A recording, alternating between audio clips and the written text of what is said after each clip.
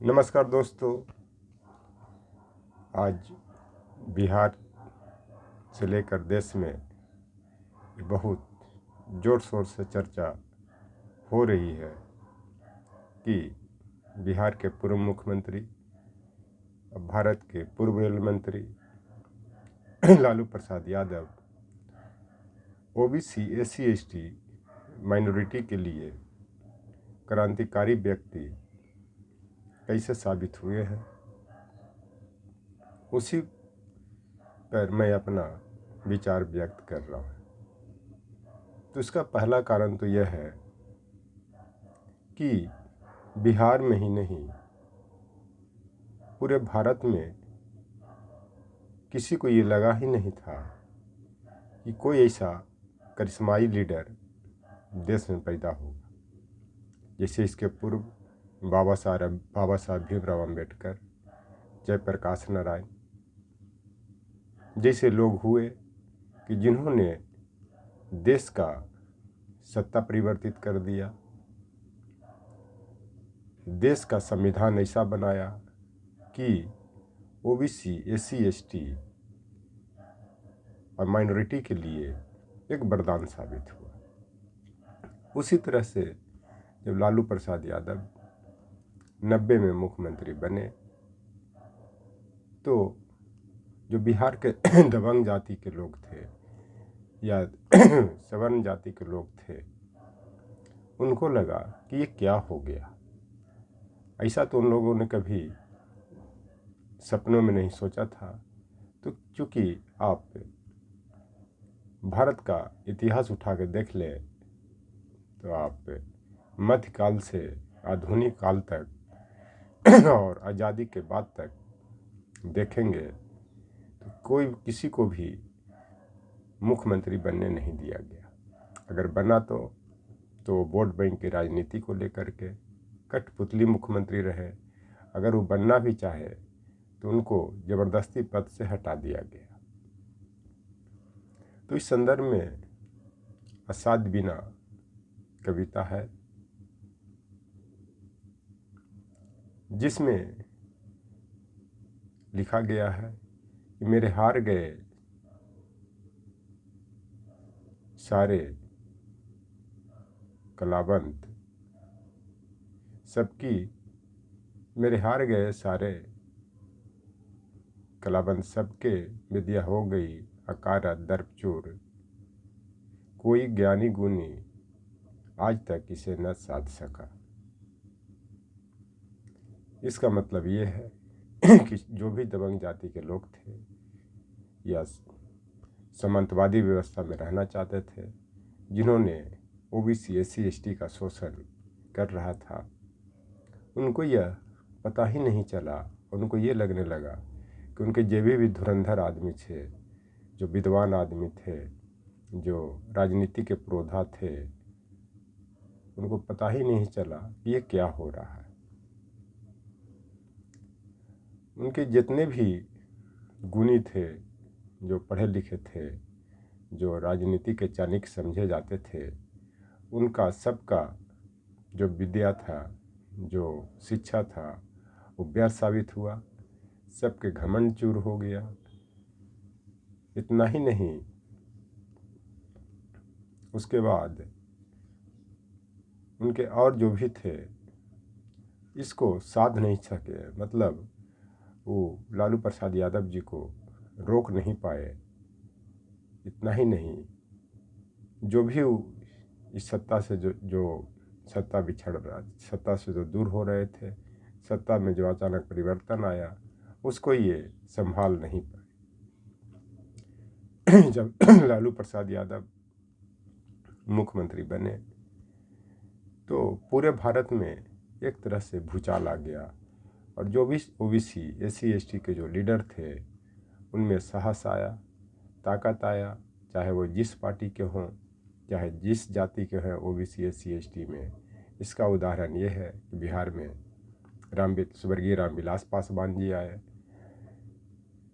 जो बिहार के निवर्तमान मुख्यमंत्री नीतीश कुमार आए, उत्तर प्रदेश से स्वर्गीय मुलायम सिंह यादव जी आए, मायावती जी आई, इस तरह से देखा जाए तो मध्य प्रदेश से स्वर्गीय शरद यादव जी आए और जो भी ओबीसी, एससी, एसटी, पिछड़े समाज से जो लीडर थे, अति पिछड़े समाज से, वो भी आए। आप दक्षिण में स्टालिन जी के पिता करुणानिधि को देख सकते हैं, सिद्धरमैया को देख सकते हैं।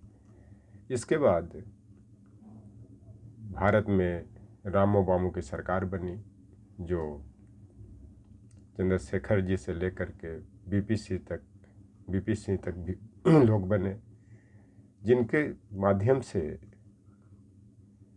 सरकारी नौकरियों में ओबीसी का आरक्षण आया, जिसके परिणाम स्वरूप ओबीसी वर्ग को सरकारी नौकरी मिलने से उनकी आर्थिक स्थिति मजबूत हुई, जिससे उनका सामाजिक, आर्थिक, राजनीतिक रूप से उत्थान हुआ। तो इसी संदर्भ में असाध्य बीना में ही लिखा गया है, डूब गए सब एक साथ, सब अलग अलग एकाकी पार तीर। इसका मतलब ये होता है, जब ओबीसी का आरक्षण आया तो एससी एसटी को भी ताकत मिली और सब लोग खुशी के मारे डूब गए। अलग अलग जाति के लोग थे, अलग अलग संप्रदाय के लोग थे, क्योंकि माइनॉरिटी में भी जो ओबीसी, एससी, एसटी जाति में आते हैं, उनको भी आरक्षण का लाभ मिला, क्योंकि वो हिंदू धर्म से ही परिवर्तित होकर मुस्लिम संप्रदाय में गए हैं, तो उनको भी इसका लाभ मिला। अब एक जो वहाँ से जो क्रांति शुरू हुई, जो लालू प्रसाद यादव जी के मुख्यमंत्री बनने के बाद जो देश में क्रांति शुरू हुआ, उसके बाद हर पार्टी में हर जाति के लोग, ओबीसी, एससी, एसटी के लोग आने लगे और उनका प्रतिनिधित्व भी बढ़ने लगा। चाहे वो उड़ीसा के मुख्यमंत्री चरण मांझी जी हों, चाहे बिहार के जो सांसद जो अभी केंद्र में सूक्ष्म लघु मध्यम मंत्रालय में जीतनराम मांझी जी हैं, आपका भूपेंद्र यादव जी हों, चाहे बिहार से जो अभी गृह राज्य मंत्री नित्यानंद राय जी हों, चाहे स्टालिन हो, चाहे सिद्धरमैया हो, चाहे मध्य प्रदेश के मुख्यमंत्री हों मोहन यादव हों, उस सब की कहीं न कहीं भागीदारी बढ़ी। और उतना ही नहीं, जिस पार्टी की भी सरकार बन रही है, उनको ओबीसी, एससी, एसटी को मंत्री बनाना अनिवार्य है, क्योंकि देखा जाए तो आज केंद्र में भी बीजेपी की जगह सरकार है, तो उसमें ओबीसी, एससी, एसटी के लोगों को मंत्रालय में बड़े पैमाने पर प्रतिनिधित्व मिला हुआ, जो इनका सशक्तिकरण को दिखाता है।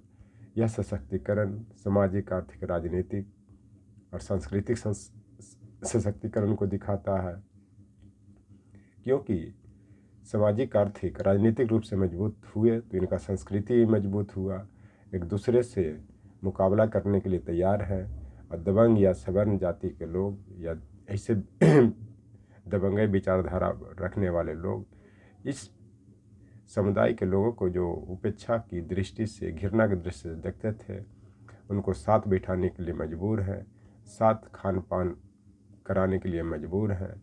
पहनावा ओढ़ावा में भी ये नहीं कह सकते हैं कि तुम कोट पैंट या आधुनिक जो ड्रेसेज है उसको नहीं पहन सकते। तो यह ताकत कहीं न कहीं लालू प्रसाद यादव जी के मुख्यमंत्री बनने के बाद ओबीसी, एससी, एसटी, माइनॉरिटी समुदाय को मिलता है।